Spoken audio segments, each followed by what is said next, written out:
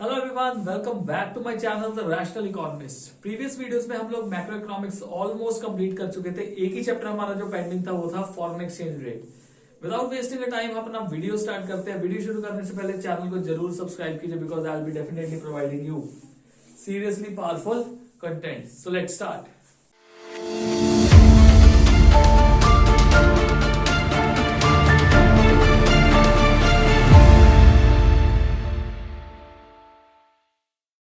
हमारा first question है, distinguish between fix exchange rate system and flexible exchange rate system. So basically fix exchange rate system एक वो exchange rate system है जिसमें जो भी रेट्स है फॉरेन करेंसी के वो गवर्नमेंट डिसाइड करती है। Market forces of demand and supply का कोई भी रोल नहीं होता। See so fix exchange rate system, the foreign exchange rate is fixed by government. This exchange rate helps in maintaining stability in the value of domestic currency vis-a-vis foreign currency. मतलब क्या है, अगर सरकार ने कह दिया कि $1 जो है वो 70 रुपए का होगा तो this will be the rate जो कि चलता रहेगा until और unless अगर गवर्नमेंट इसमें कुछ ना कुछ चेंजेस नहीं करती. Whereas flexible exchange rate system is that exchange rate system in which the rates are determined by market forces of demand and supply. अब ये market forces of demand and supply कैसे करती है? तो ये देखो x axis, y axis, dd, ss और जहां पे दोनों पॉइंट आपस में इंटरसेक्ट करते हैं इसको कहते हैं इक्विलिब्रियम प्राइस। ये इक्विलिब्रियम रेट होता है और ये इक्विलिब्रियम क्वांटिटी। मान लो इस रेट पे जो $1 है वो 70 रुपए है तो इक्विलिब्रियम रेट ऑफ एक्सचेंज कितना हो जाएगा? 70 rupees. So under flexible exchange rate system the foreign exchange rate is determined bye interaction of market forces of demand and supply. So flexible exchange rate keeps on fluctuating in the sense rate बढ़ भी सकता है, कम भी हो सकता है। जैसे अभी अब रिसेंटली देखो तो इंडियन रुपी जो है वो लगातार उसका वैल्यू क्या कर रहा है? डेप्रिशिएट कर रहा है। वो फिक्स एक्सचेंज रेट सिस्टम की वजह से नहीं है, वो फ्लेक्सिबल एक्सचेंज रेट जिसको फ्लोटिंग एक्सचेंज रेट कहा जाता है उसकी वजह से होता है। नेक्स्ट देखते हैं, identify which of the following is not one of the merits of fix exchange rate system. तो फिक्स एक्सचेंज रेट सिस्टम अभी हमने पढ़ा है, ऐसा एक्सचेंज रेट सिस्टम होता है जिसमें जो रेट्स हैं वो गवर्नमेंट डिसाइड करते हैं। तो उसमें कौन सा मेरिट नहीं है? Ensure stability in the exchange rate, ये बिल्कुल मेरिट है बिकॉज आपको मैंने पहले बताया था अगर $1 सरकार ने फिक्स कर दिया 70 रुपीज का तो वो 70 रुपए ही रहेगा। पॉसिबिलिटी ऑफ अंडर और over valuation of foreign currency, नहीं, ये मेरिट नहीं है। तो हमारा आंसर क्या हो जाएगा? Option B. बाकी ऑप्शंस भी देख लेते हैं। Prevent speculation in the foreign exchange market, बिल्कुल सही बात है। अब क्या होता है, कई लोग स्पेक्यूलेशन लगा के रखते हैं। जो फ्लेक्सिबल एक्सचेंज रेट सिस्टम है जो डिमांड सप्लाई के बेसिस पे मूव करता है उसमें लोग क्या करते हैं यार, अभी मान लो सपोज $1 70 रुपए का चल रहा है, क्या पता कल रेट जो है वो इंडियन रुपी का डेप्रिशिएट हो जाए, 71 रुपी हो जाए। तो वो स्पेक्यूलेशन जो है वो चलती रहती है। इसमें कोई स्पेकुलेशन नहीं, इसमें सरकार ने $1 70 का कह दिया, जब तक सरकार कोई डिसीजन फर्दर नहीं लेती तब तक रेट में कोई भी चेंजेस नहीं होंगे। And coordination of macro economic policies become convenient, definite सी बात है बिकॉज हमें पता ही होता है कि जो रेट है वो क्या चल रहा है। तो इसमें ऐसे जो कोऑर्डिनेशन है मैक्रो इकोनॉमिक पॉलिसीज का वो इजी बन जाता है। अभी के टाइम पे जो $1 है 86 रुपए के अराउंड ट्रेड कर रहा है। ये चेंज करता रहता है, हमें मगअप नहीं करना डेटा, इस चीज का ध्यान रखा जाए। Next question, depreciation of a currency may promote exports of a nation, defend और refute the given statement with valid argument. तो डेप्रिसिएशन ऑफ अ करेंसी क्या है? एक्सपोर्ट्स को प्रमोट करते हैं। तो पहले देखते हैं डेप्रिसिएशन होता क्या। Depreciation means fall in the value of domestic currency विज़ foreign currency. जैसे अगर मैं एक सिंपल सा एग्जांपल लूं, इनिशियली मान के चलो $1 जो है वो 70 रुपीज का है। आफ्टर डेप्रिसिएशन $1 जो है वो अब कितने का हो गया? 80 रुपए का हो गया। ये हो गया डेप्रिसिएशन। मतलब इसमें जो इंडियन रुपी है वो अपना वैल्यू क्या कर रहा है? लूज कर रहा है। और यहाँ पे जो $US है वो क्या हो रहा है? स्ट्रॉन्ग हो रहा है। तो depreciation of domestic currency will be appreciation of foreign currency. तो वो कहते हैं कि इट में promote exports of nation. Yes, this statement is defended. वो क्यों करेगा? Because when the domestic currency of an economy depreciate domestic goods become relatively cheaper. मैं आपको एक सिंपल से एग्जांपल से बताता हूँ। मान लो सपोज कोई बंदा यूएस से आता है $1 लेके। अब पहले उसको $1 के बदले कितने रुपए मिल रहे थे? 70 रुपए मिल रहे थे। अब 70 रुपए में वो 10-10 वाले लेस के कितने पैकेट खरीद सकता था? 7 पैकेट खरीद सकता था। अब अगर मान लो सपोज इंडियन रुपी जो है वो क्या कर गया? डेप्रिशिएट कर गया। अब वही जो लेस के पैकेट है वो अब कितने मिलेंगे? अब लेस के टोटल 8 पैकेट मिल सकते हैं। तो दैट मीन क्लियर हो गया ना कि उसके लिए, फॉरेनर के लिए जो हमारे गुड्स है वो क्या हो गए? चीप हो गए। इस वजह से जो हमारे गुड्स का डिमांड है, डोमेस्टिक गुड्स का डिमांड है, ग्लोबली क्या हो जाएगा? इंक्रीज हो जाएगा। And hence depreciation of currency may promote exports of a nation. एक तो ये पर्सपेक्टिव हो गया कि उनके लिए सामान, फॉरेनर्स के लिए सामान सस्ता हो जाएगा और वो ज्यादा खरीद सकते हैं। सेकंड पर्सपेक्टिव ये भी हो सकता है कि एक्सपोर्टर खुद ब खुद एक्सपोर्ट को इंक्रीज करने की कोशिश करेगा, बिकॉज पहले अगर वो $1 का सामान बेचता था तो उसको 70 रुपीज तक का बेनिफिट मिलता था, 70 रुपए तक मिलते थे।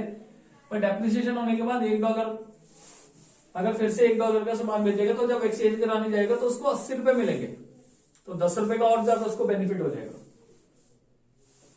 अगला question, identify the correct pair of statements given in column 1 with the related terms in column 2। Let's see, remittances from abroad to the nation, हमने बैलेंस ऑफ पेमेंट में पढ़ा था। ये अकोमोडेटिंग आइटम का पार्ट नहीं है, ये ऑटोनोमस आइटम का पार्ट है। Governments policy of decreasing the value of Nations currency against foreign currencies, yes this is devaluation. बिल्कुल सही बात है। ये डेप्रिसिएशन से डिफरेंट है, ऑल्दो देखा जाए तो काम दोनों का सेम ही होता है। काम दोनों में यह है कि डोमेस्टिक करेंसी का वैल्यू गिरता है, पर डीवैल्यूएशन होता है फिक्स्ड एक्सचेंज रेट रिजीम में, वेयर एज जो डेप्रिसिएशन होता है वो होता है फ्लेक्सिबल, जिसको फ्लोटिंग एक्सचेंज रेट रिजीम कहा जाता है। तो ये हमारा जो है पेयर करेक्ट हो गया। अगला देख लेते हैं, difference between visible exports and visible imports of a nation. It is not balance of payment, it is balance of trade, तो इसलिए ये भी गलत हो गया। नेक्स्ट देखते हैं, government has soul authority of determining foreign exchange rates, तो ये फ्लेक्सिबल एक्सचेंज रेट नहीं है। गवर्नमेंट की अगर अथॉरिटी है तो फिक्स एक्सचेंज रेट बनेगा। तो हमारा आंसर क्या हो जाएगा? Second option will be our correct answer. Next question, discuss any two factors which directly affect the demand for foreign exchange of a nation. देखो हम फॉरेन एक्सचेंज का डिमांड कब करेंगे? इसमें तो 2 पॉइंट लिखे हुए हैं, पूछे 2 पॉइंट हुए, पर 2 से बाद भी अलग भी पॉइंट जो है वो बन सकते हैं। अगर हम कोई भी पॉइंट लिखते हैं इनके अलावा फिर भी हमें मार्क्स मिलेंगे। तो सबसे पहला इंपोर्ट्स। अब इंपोर्ट करने हैं जब हमने, मान लो सपोज मेरे को ना बाहर से एक मशीन खरीदनी है, इसको प्रैक्टिकली समझते हैं। तो मशीन खरीदने के लिए यूएसए से खरीदनी है, तो यूएसए में गांधी जी वाला नोट तो चलेगा नहीं, मतलब इंडियन रुपी तो चलेगा नहीं। मेरे को क्या करना पड़ेगा? इंडियन रुपी से मेरे को पहले डॉलर खरीदना पड़ेगा। खरीद रहा हूं मैं, that mean I am demanding. तो फर्स्ट पॉइंट होपफुली आपको क्लियर हो गया हो। तो अगर कोई भी कंट्री इंपोर्ट करती है गुड्स एंड सर्विसेज को, एंड वी नीड टू पे for those imports in foreign currency, अगर यूएस से खरीदना है डॉलर, यूके से खरीदना तो पाउंड पे करना पड़ेगा, फ्रांस वगैरह या जर्मनी से खरीदना यूरो पे करना पड़ेगा। Okay, investments abroad.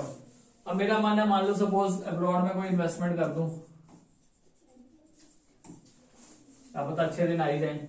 अब्रॉड में इन्वेस्टमेंट करनी है, अब इन्वेस्टमेंट करनी है तो फिर भी मेरे को क्या चाहिए? डॉलर चाहिए। बिना डॉलर के या फिर बिना पाउंड के मैं इन्वेस्टमेंट नहीं कर सकता। गांधी जी का नोट एक्सेप्ट नहीं करेंगे वो, तो रुपी को एक्सेप्ट नहीं करेंगे। रुपी को मेरे को कन्वर्ट करवाना पड़ेगा किसी भी करेंसी में, तो primarily US dollar, because it is a hard currency, acceptable है worldwide. So when domestic investor make investments abroad, the payment is to be made in foreign currency. This increases the demand of foreign exchange. अब इसके अलावा और क्या क्या चीजें हो सकती हैं डिमांड की? डायरेक्ट परचेजेस फ्रॉम अब्रॉड,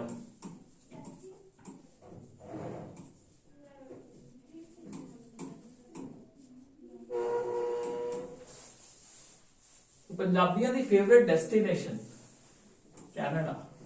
अगर मान लो सपोज हम लोगों को कनाडा जाना है, तो कनाडा जाने के लिए हमें क्या करना पड़ेगा? कैनेडियन डॉलर चाहिए, तो that mean we will be demanding तो अगर मान लो मेरे को कोई भी डायरेक्ट परचेज करनी है अब्रॉड से, चाहे मेरे को स्टडी करना है, कोई भी मेडिकल ट्रीटमेंट है, तो या घूमने जाना है, कोई भी डायरेक्ट परचेज है, तो मेरे को डॉलर्स क्या आएंगे उसकी डिमांड करनी पड़ेगी। देन स्पेकुलेशन, अगर मेरे को अंदाजा लगाना है कि फॉरेन करेंसी बढ़ेगी या कम होगी, मेरे को लगता है कि ना साल बाद जो डॉलर है वो और ज्यादा अप्रिशिएट कर देगा, मतलब अभी ₹1 जो एक डॉलर जो है वो 86 चल रहा है, आने वाले साल में $1 जो है वो 95 हो जाएगा, तो मेरे को लगता है कि अच्छा इन्वेस्टमेंट है, तो मैं क्या करूंगा, डिमांड कर दूंगा फॉरेन करेंसी की, होल्ड करके रख लूंगा, और अनलिमिटेड नहीं होल्ड कर सकता, इस पे भी रिस्ट्रिक्शंस है। उसके बाद मान लो सपोज मेरे को लोन देना है, लोन टू अब्रॉड, तो डेफिनेटली लोन देने के लिए भी मेरे को पैसा जो है वो डॉलर में देना पड़ेगा उनको। या फिर मान लो सपोज रेमिटेंस टू अब्रॉड है, रेमिटेंस टू अब्रॉड, फॉरनर यहाँ पे काम कर रहा है, यहाँ पे काम करके रुपये कमाए, रुपये को एक्सचेंज किया डॉलर्स में, डॉलर के भेज दिए बाहर, तो डेफिनेटली वो डिमांड किया। या फिर उसके अलावा अगर हम मान लो सपोज कोई ग्रांट दे रहे हैं या डोनेशन दे रहे हैं, तो डेफिनेटली हमें फॉरेन करेंसी में देनी पड़ेगी। बहुत सारे पॉइंट्स हैं जो हमें प्रूव करते हैं कि हमारी जो डिमांड है वो इस तरह से वर्क करती है when it comes to demand for foreign exchange. Next question, read the following statements carefully. Ceteris paribus, devaluation of a domestic currency leads to an increase in national income of a nation। यह बिल्कुल सही बात है। अगर मान लो suppose आपको देखो $1 पहले कितने का था, 70 का था, अब $1 जो है वो 80 का हो गया। तो मैंने आपको क्या कहा था, हमारे जो एक्सपोर्ट्स हैं वो क्या होंगे, इंक्रीज होंगे, और एक्सपोर्ट आपको पता है जीडीपी में क्या कंट्रीब्यूट करते हैं, पॉजिटिव कंट्रीब्यूटर होता है, और अगर वो जीडीपी में पॉजिटिव कंट्रीब्यूटर, डेफिनेटली हमारा जो नेशनल इनकम है वो क्या होगा, इंक्रीज होगा, तो हमारा असर्शन क्या होगा, सही हो गया। रीजन देखते हैं, devaluation of domestic currency refers to reduction in the value of domestic currency with respect to foreign currency under the fixed exchange rate system. ये बिल्कुल सही बात है। डिवैल्यूएशन जो होती है वो फिक्स्ड एक्सचेंज रेट सिस्टम में होती है, वेराज जो डेप्रिसिएशन होती है वो फ्लेक्सिबल एक्सचेंज रेट सिस्टम है। मैंने आपको ये पॉइंट बताया, अल्टीमेटली ये है एक ही बात, डेप्रिसिएशन एंड डिवैल्यूएशन इफेक्ट जो है दोनों के सेम रहेंगे, तो ये भी सही है। बट जो असर्शन है वो रीजन है, रीजन असर्शन को सपोर्ट नहीं करता, दोनों वैसे अपने आप में सही है। तो आंसर हमारा क्या हो जाएगा, ऑप्शन बी। डिवैल्यूएशन भी फॉल होता है डोमेस्टिक करेंसी की वैल्यू का, और जो डेप्रिसिएशन है वो भी फॉल होता है। Identify which of the following is not a source of demand for foreign exchange of an Indian economy। अब सिंपल है, हमने पहले ही पढ़ा था कि अगर मेरे को इंपोर्ट करना है तो डेफिनेटली मेरे को डिमांड करनी पड़ेगी, तो ये पॉइंट ध्यान में रखा जाए, not a source of remittances by foreigners living in India to their family abroad, ये भी पढ़ा था, ये भी डिमांड कराएगा। Indian tourist visiting foreign countries direct purchases from abroad, तो बाहर घूमने जाना है तो पैसा चाहिए। Loan from rest of the world, this is the correct answer. ये डिमांड नहीं है बल्कि ये क्या है, सप्लाई है। अगर मान लो suppose rest of the world से हमें कोई लोन मिल रहा है, तो पहले वो अपनी करेंसी देंगे, यहाँ पे आके मार्केट में क्या होगी, एक्सचेंज होगी, फिर हमें गांधी जी वाला नोट मिलेगा, एंड देन हम उस गांधी जी वाले नोट को यूज कर सकते हैं। बट पहले स्टार्टिंग में हमारे पास क्या आएगी, फॉरेन करेंसी आएगी, तो हमारे पास क्या हो जाएगी, सप्लाई हो जाएगी। बाकी तीनों केसेस में क्या हो रही है, डिमांड हो रही है। Under dash exchange rate system, the central bank can control the rise fall of foreign exchange rate in range bound manner। तो ये होता है मैनेज फ्लोटिंग। इसका क्वेश्चन आगे वाली स्लाइड्स में मैं आपको समझाऊंगा किस तरह से मैनेज फ्लोटिंग की जाती है, we'll see that। From the following, identify the correct reason that may affect the supply of foreign exchange in an economy। Supply का मतलब समझो कि कंट्री में पैसा आ रहा है, कंट्री में जो फॉरेन करेंसी है वो क्या हो रही है, वो आ रही है, तो क्या क्या इफेक्ट कर सकते हैं। Purchase of land in England by an Indian. अब मान लो मैं इंडियन, मेरे को इंग्लैंड में जमीन खरीदनी है, अब जमीन खरीदने के लिए मेरे को क्या चाहिए, मेरे को चाहिए यूके का pound,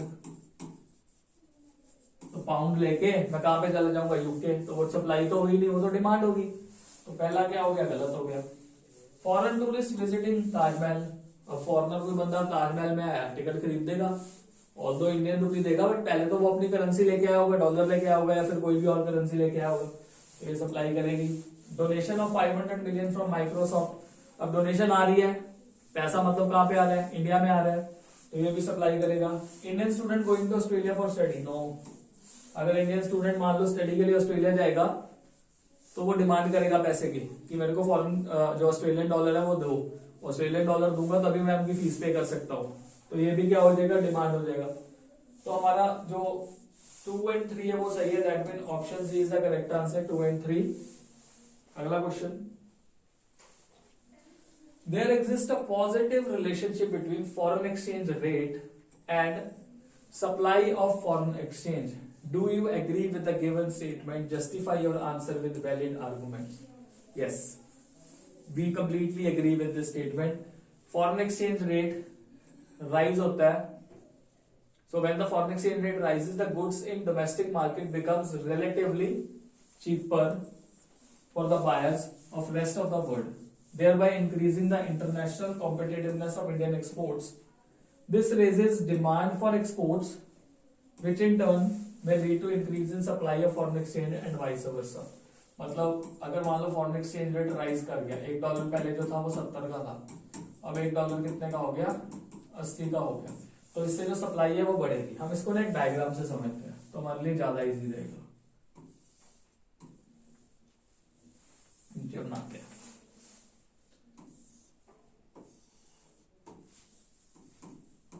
y axis, x axis. On x axis we have quantity supply and quantity demanded of foreign currency, let's say it's US dollar, and on y axis we are having rate of exchange।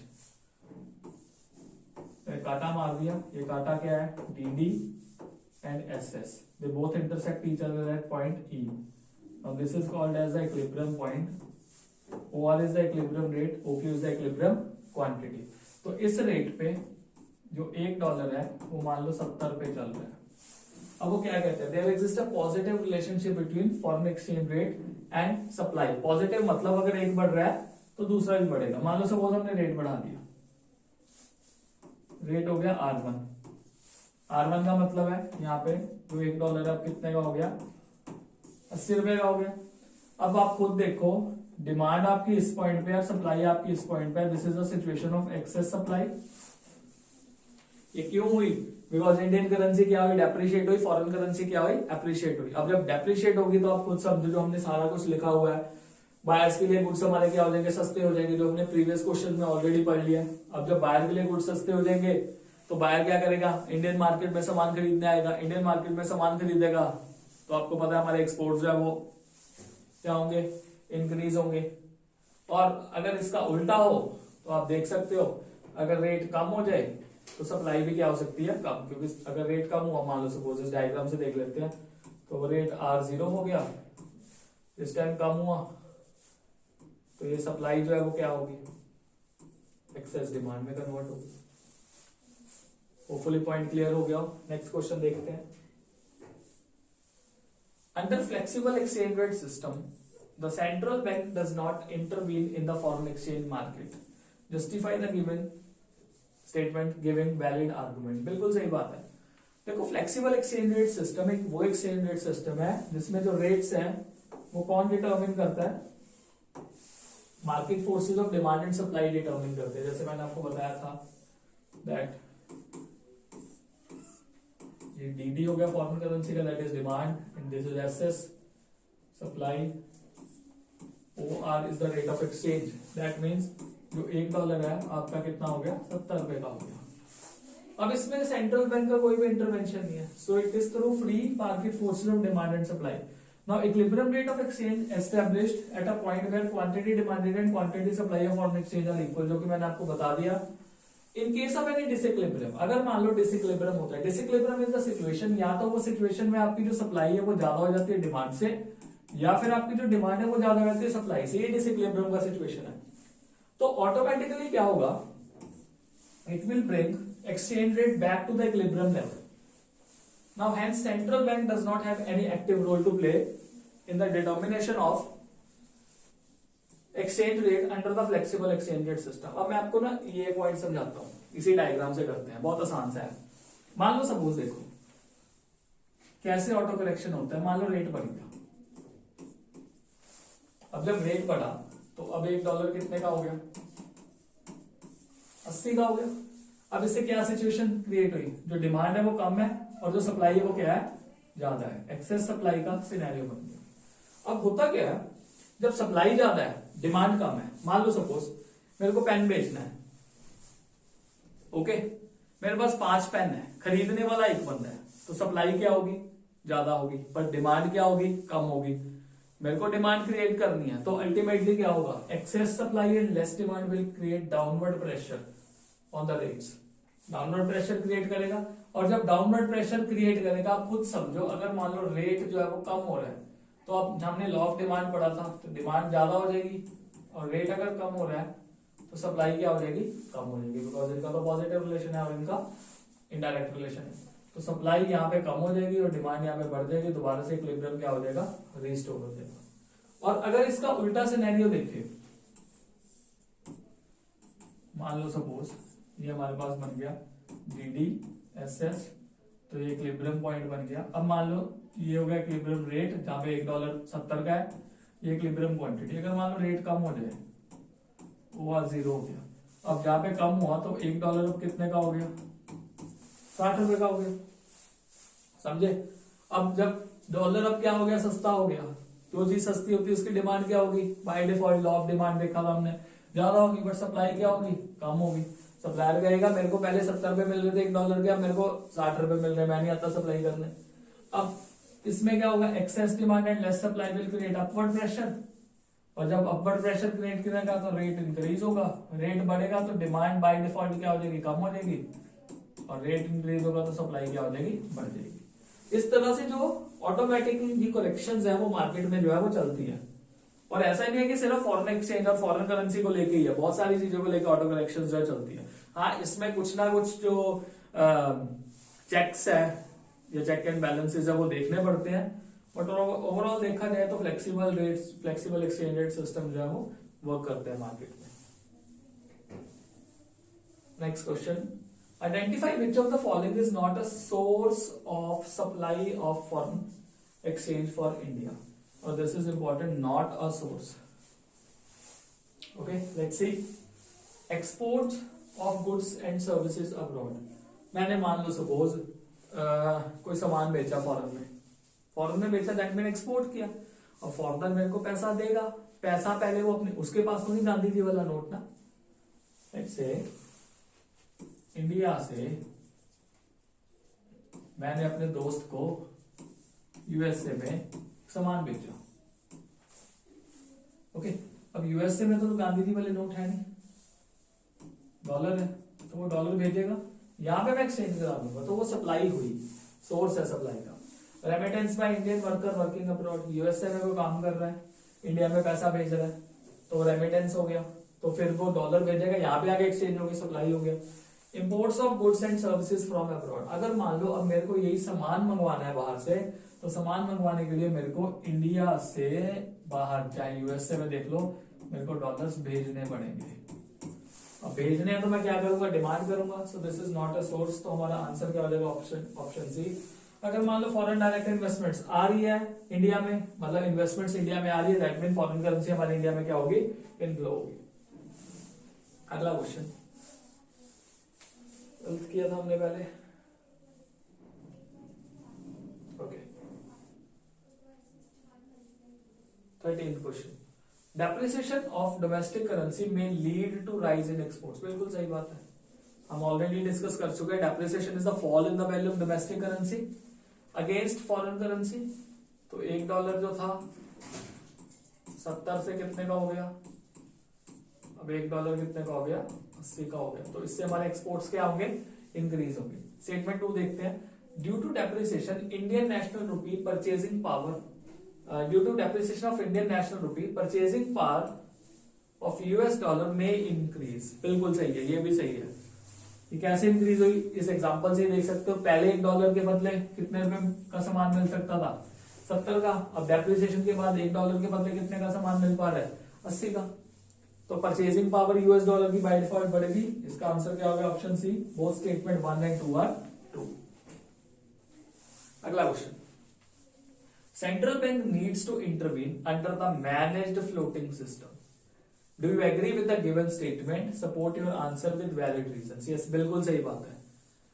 Under managed floating system, the central bank allows the exchange rate to be determined by market forces of demand and supply. It may buy and sell foreign exchange to moderate exchange rate fluctuations. This intervention is undertaken to keep exchange rate within the desired range. अब इसके पीछे मैं logic समझाता हूं आपको क्या है. इसको दो केसेस में देखते हैं. केस 1 मैं ऊपर लिखूंगा और केस 2 में नीचे लिखूंगा.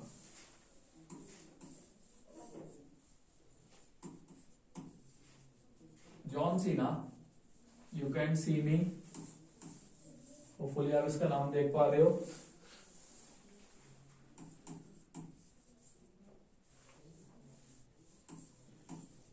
अंबानी जी के बेटे की शादी में आया था. अंबानी जी का बिजनेस मॉडल उसको बहुत पसंद आया. फाइन. तो कहता है कि मैं अंबानी जी आपकी कंपनी में पैसा इन्वेस्ट करना चाहता हूं. डॉलर ले आया. अंबानी जी खुश हुए, शेयर्स दे दिए अपने. अब आप खुद देखो, सप्लाई हुआ डॉलर. $1 अगर पहले 70 रुपए का था, अब $1 कितने का रह जाएगा? 60 रुपए का रह जाएगा. इसको याद कैसे करना है? इसको बहुत बहुत एक सिंपल सा एग्जांपल है. अपने दोस्त के घर बिन बुलाए रोज चले जाओ. दोस्त तो चलो मान लेगा, रिश्तेदार के घर ना बिन बुलाए दोबारा दोबारा रोज रोज आते रहो. डेली जाओगे तो आपका वैल्यू क्या होगा? कम होगा. अब डॉलर जो है इंडिया में अपने रिश्तेदार के घर ज्यादा आ गया, तो डेफिनेटली डॉलर का वैल्यू क्या हो जाएगा? कम हो जाएगा. अब इस सिनेरियो को हम क्या कहेंगे? Appreciation of Indian rupee and depreciation of dollar. Hopefully इतना तो क्लियर हो गया आपको. अब फिर मान लो यहां पे आरबीआई बैठा हुआ है. आरबीआई यहां पे वॉच डॉग बन के देख रहे हैं. अब इससे देखो बेनिफिट किसको होगा? देखो ये इंपोर्टर्स के लिए बहुत अच्छा है, जो हम सामान खरीदते हैं बाहर से, उनके अच्छे दिन आ गए. बट एक्सपोर्टर्स के लिए ये क्या है? ये खराब है, इनके बुरे दिन आ गए. अब आरबीआई को पता है ना तो इंपोर्टर्स को ज्यादा नुकसान होने देना, ना ही एक्सपोर्टर को ज्यादा नुकसान होने देना. बट आरबीआई विल डू, जो एक्स्ट्रा डॉलर्स मार्केट में फ्लोट कर रहे हैं. अब मैंने ये क्या कहा? It may buy and sell foreign exchange to moderate exchange rate fluctuation. RBI कहता है कि ये जो एप्रिसिएशन और डेप्रिसिएशन हुई है, एप्रिसिएशन हुई है रुपए की, ये इकोनॉमी के लिए अभी ठीक नहीं है. हमें अपने एक्सपोर्ट्स भी बढ़ाने हैं. तो आरबीआई क्या करेगा? ये जो एक्स्ट्रा डॉलर मार्केट में फ्लोट कर रहे हैं, इसको क्या करेगा? बाय कर लेगा और मार्केट में रुपी सर्कुलेट कर देगा. अब जब जो डॉलर है वो अपने रिश्तेदार के घर से जाके आरबीआई की तिजोरी में जाके बंद हो जाएगा, तो आरबीआई के पास तिजोरी में जो डॉलर पड़े हुए हैं वो मनी सप्लाई का पार्ट नहीं बन रहे. ओके, तो अल्टीमेटली इससे क्या होगा? एक्सचेंज रेट फिर से बढ़ेगा. तो $1 जो है वो फिर से कितना हो सकता है? 70 रुपए का हो सकता है. मे भी जितना भी आरबीआई करना चाहता है, 65 करना चाहता है, वट एवर द केस में भी. और इससे क्या होगा? जो एप्रिसिएशन ऑफ रुपया वो सही हो जाएगा और डेप्रिसिएशन ऑफ डॉलर है वो सही हो जाएगा. ये प्राइमरली तब किया जाता है अगर एक्सपोर्टर्स को बहुत ज्यादा नुकसान हो रहा है. अब फायदा इंपोर्टर को कैसे हो रहा है, एक्सपोर्टर को नुकसान कैसे हो रहा है, ये एक बार ही समझ लो, क्योंकि एक बार ही में समझ लगे तो बेटर रहेगा. हमारा अगला केस बहुत आसानी से हो जाएगा. अब देखो, अगर मान लो सपोज पहले इंपोर्टर $1 का अगर सामान खरीदता था तो उसको 70 रुपए खर्च करके $1 लेना पड़ता था. अब इंपोर्टर को 60 रुपए देके $1 मिल रहा है, तो उसके तो अच्छे दिन आगे.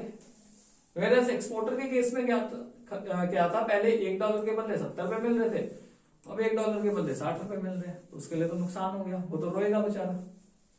केस सेकंड देखते हैं. यही जॉन सीना वाला टेप है.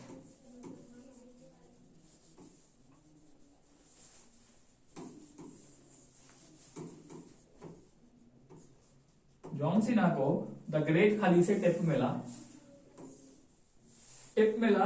कि रिलायंस के शेयर गिरने वाले हैं, पैसा लेके भाग जा. तो खली जी ने पता नहीं कैसे समझाया होगा. जॉन सीना भागा यहां से, शेयर्स दे दिए वापस, डॉलर ले गया.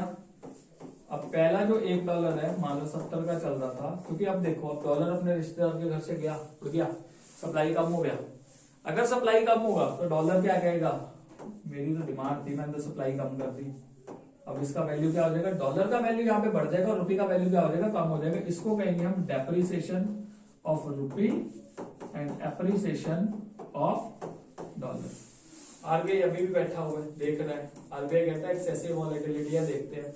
अब ये जो इंपोर्टर्स है उसके लिए बुरे दिन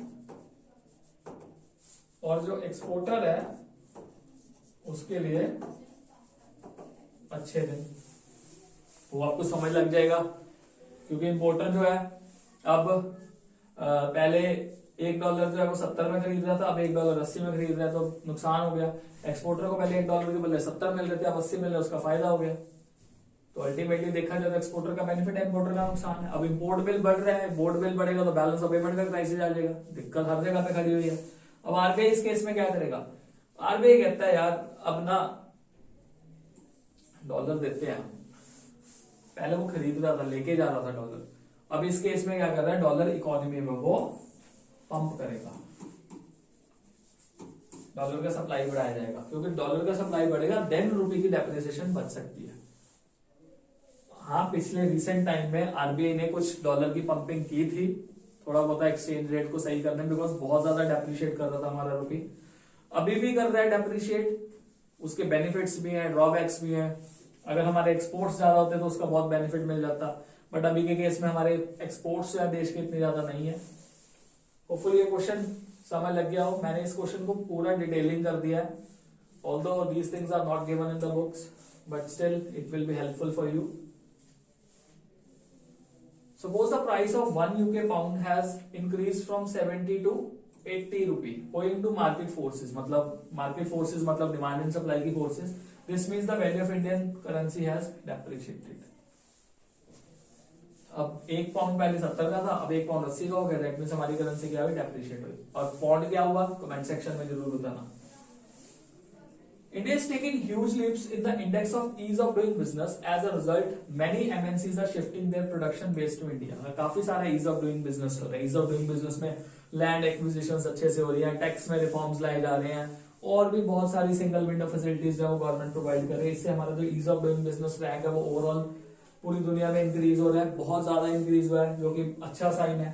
In light of the above statement, comment upon the flow of foreign exchange rate and its likely impact on the Indian economy. आप खुद समझो, अगर ईज ऑफ डूइंग बिजनेस हमारे लिए सही हो जाएगा, मतलब इंडिया में बिजनेस करना क्या है, आसान है, इमेजिन, ओके, तो डेफिनेटली इंडिया में क्या आएगा, इंडिया में फ्री फ्लो होगा।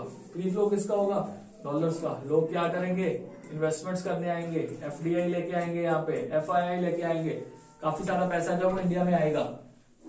सो it will increase the inflow of foreign exchange to Indian economy.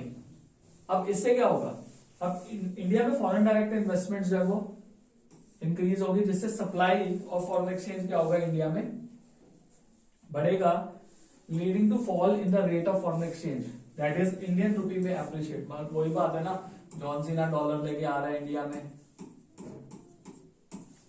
अब $1 जो था पहले 70 का था, डॉलर रिश्तेदार के घर ज्यादा आ गया तो डॉलर का वैल्यू कम हो गया और रुपये का वैल्यू क्या हो गया, अप्रिशिएट हो गया। Now, increase in FDI will result in increase in the production and hence may also generate employment. अगर मान लो डायरेक्ट इन्वेस्टमेंट्स आ रही हैं तो यहाँ पे एसेट क्रिएशन होगा, एसेट क्रिएशन होगा तो लोगों को बंदे ढूंढना आएंगे वहां से काम करने, काम तो यहीं के लोगों को मिल जाएगा, यहीं के लोगों को काम मिलेगा तो अल्टीमेटली बेनिफिट किसका है, यहाँ पे एम्प्लॉयमेंट जनरेट होगा, एम्प्लॉयमेंट जनरेट होगा तो डेफिनेटली इनकम होगा, इनकम होगा तो डिमांड इंक्रीज होगी and then further GDP will also increase, तो win win situation will be there. State whether the following statement is true or false. Under a managed floating exchange rate, the government directly controls. नहीं जी, government नहीं करती control, तो answer क्या हो गया, false. Government control नहीं करती है, आरबीआई इंटरवेंशन करती है एक्सेसिव वॉलेटिलिटी को सही करने के लिए। हाँ, मैनेज फ्लोटिंग का एक और नाम है डर्टी फ्लोटिंग। चाइना करता है डर्टी फ्लोटिंग। डोनाल्ड ट्रंप ने एलिगेशन भी लगाया था इस टर्म को लेके। मेरे को कमेंट बॉक्स में जरूर बताना चाइना किस तरह से डर्टी फ्लोटिंग करता है और किस तरह से डर्टी फ्लोटिंग करने के बाद उनके एक्सपोर्ट्स जो वो राइज करते हैं। US dollar has recorded a jump of 0.75 paisa per dollar in the last 1 month. This situation might bring smiles and sorrow to different types of traders, that is exporters and importers. Justify the given statement. मान लो suppose अब इसमें क्या कहा गया है, पहले तो स्टेटमेंट समझो कि $1 जो था पहले 80 रुपए का था, अब $1 80.75 का हो गया।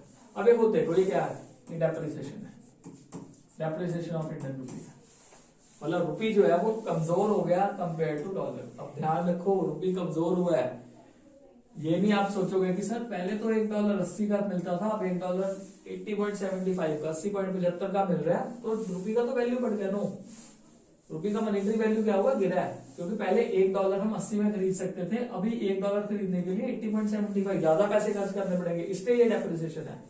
Now, more unit of Indian currency is to be paid to buy 1 unit of foreign currency, that is US dollar. तो इससे क्या होगा, इंपोर्टर्स के लिए नुकसान है, whereas एक्सपोर्टर के लिए क्या हो जाएगा, फायदा हो जाएगा। सो इंपोर्टर के लिए वही बात है, बुरे दिन आगे, बल्कि एक्सपोर्टर्स के लिए क्या हो जाएगा, इसका बेनिफिट हो जाएगा, बिकॉज उनकी अर्निंग्स क्या हो जाएंगे, हायर हो जाएंगी। If the rate of exchange of the home currency rises, the value of exports of the economy is likely to। Home currency का वैल्यू राइज करता है। अब इसका मतलब समझो, अगर पहले $1 70 रुपए का था, अब $1 कितने का हो गया, 60 रुपए का। होम करेंसी का वैल्यू राइज हुआ है, इसका मतलब फॉल होना नहीं हुआ। मतलब क्या है, पहले $1 हम 70 रुपए में खरीदते थे, अब $1 हम 60 रुपए में खरीद पा रहे हैं। दैट मीन हमारा वैल्यू जो है करेंसी का बढ़ गया। अब इससे फायदा किसको है, इंपोर्टर्स को फायदा है। इंपोर्टर्स के लिए ये फायदा है और एक्सपोर्टर के लिए ये क्या है, नुकसान है। तो क्या कहते हैं, वैल्यू ऑफ एक्सपोर्ट्स हमारी क्या हो जाएगी, डेफिनेटली कम हो जाएगी। Define foreign exchange rate, the rate of exchange between two currency. It is the rate at which one currency is exchange with another currency is called as foreign exchange rate. Google करके देख सकते हो आज के date में dollar कितने का चल रहा है, तो जितने का चल रहा होगा वो फॉरेन एक्सचेंज रेट है। Depreciation of a currency has same effect on export as devaluation of a currency. बिल्कुल सही है, सेम है। देखो डेप्रिसिएशन भी fall in the value of domestic currency है और डीवैल्यूएशन भी fall in the value of domestic currency. Depreciation होता है market forces of demand and supply के बेसिस पे, और डीवैल्यूएशन होता है गवर्नमेंट खुद करती है, गवर्नमेंट खुद ब खुद गिरती है अपनी करेंसी का वैल्यू। क्या इंडियन गवर्नमेंट ने अपनी करेंसी का वैल्यू कभी गिराया, बिल्कुल गिराया थी। 1960s में गिराया, 1990s में गिराया, 1946-47 के अराउंड भी इंडियन करेंसी को जानबूझ के डीवैल्यू किया गया था। ये डीवैल्यू करने के बहुत सारे रीजन है। हमारे 1960s में डीवैल्यू इसलिए किया था जान के, क्योंकि उस टाइम पे फूड ग्रेन्स की बहुत कमी थी हमारे देश में। 1990s में बैलेंस ऑफ पेमेंट का बहुत बड़ा क्राइसिस चल रहा था, उस टाइम हमारी करेंसी को डीवैल्यू किया गया था ताकि एक्सपोर्ट्स बढ़ सके। सो दोनों का काम सेम है, have same effect on export. Export हमारे क्या होंगे, इंक्रीज होंगे। सिनोनिमसली इन टर्म्स को यूज किया जाता है, बट कंटेक्स्ट डिफरेंट है, जो कि आपको मैंने पहले बता दिया। So devaluation fix exchange rate system का पार्ट है, वेयर एज जो डेप्रिसिएशन है वो फ्लेक्सिबल एक्सचेंज रेट सिस्टम का पार्ट है। सो हमारा लास्ट क्वेश्चन है, explain what can be the likely impact of depreciation of home currency on imports to the country. तो डेप्रिसिएशन का इंपोर्ट्स पे क्या नुकसान होगा या फायदा होगा, क्या इफेक्ट है, ये है डेप्रिसिएशन ऑफ होम करेंसी। अब आपको बहुत बार ही समझा दिया, इससे बेनिफिट किसको होगा, एक्सपोर्टर्स को, वेयरएज नुकसान किसको होगा, इंपोर्टर्स को। बिकॉज अब इंपोर्टर्स को ज्यादा पैसा पे करना पड़ेगा $1 को खरीदने के लिए। सो depreciation is the fall in the value of domestic currency against foreign currency. तो अगर फॉरेन गुड्स की बात करें, फॉरेन गुड्स डेयर बन जाएंगे, महंगे बन जाएंगे in the terms of domestic currency, leading to loss for the importers. वही 70 रुपए खर्च करने के बजाय 80 रुपए खर्च करने पड़ रहे हैं, महंगा हो गया। तो इससे हमारे इंपोर्ट्स जो है वो क्या होंगे, फॉल करेंगे। हम सोचेंगे कि खरीदे ही क्यों। तो ये हमारा लास्ट क्वेश्चन था। इस क्वेश्चन के साथ ही हमारे जो प्रीवियस ईयर के पिछले 4 साल के जो क्वेश्चंस थे 2020 से लेके 25-24 तक के जो भी क्वेश्चंस आए थे वो कंप्लीट हो गए हैं। मैं क्यों 2020 से ही क्वेश्चन स्टार्ट कर रहा हूं, बिकॉज 2020 से ही हमारे कुछ पैटर्न्स जो थे चेंज होने शुरू होते थे, क्वेश्चन के टाइप्स, क्वेश्चन के लेवल, क्वेश्चन की जो बेसिक फॉर्मेशन है वो चेंज करनी शुरू की थी। इस वजह से 2020 के जो क्वेश्चन है वो उठाए गए हैं। अदरवाइज अगर पुराने क्वेश्चंस देखे जाए तो वो सीधे सीधे क्वेश्चंस पूछ लिए जाते थे, like what is the meaning of depreciation, what is the meaning of appreciation. अगर एप्रिसिएशन की बात की तो मैं एप्रिसिएशन भी बता देता हूँ। एप्रिसिएशन डेप्रिसिएशन से कंप्लीटली ऑपोजिट है। इसमें क्या होता है, अगर $1 70 का, अब $1 कितने का हो जाएगा, 60 रुपए का। मतलब यहाँ पे डोमेस्टिक करेंसी का वैल्यू फॉरेन करेंसी के अगेंस्ट क्या हो जाता है, बढ़ जाता है। और अगर डेप्रिसिएशन और डिवैल्यूएशन एक जगह पे देखते हैं तो एप्रिसिएशन और रीवैल्यूएशन हम एक जगह पे देखते हैं। काम दोनों का सेम है। रीवैल्यूएशन सरकार करती है और एप्रिसिएशन मार्केट फोर्सेस के थ्रू होता है। With this chapter is over. Thank you very much for watching this video. Channel को जरूर सब्सक्राइब कर लेना and as always, God bless you all.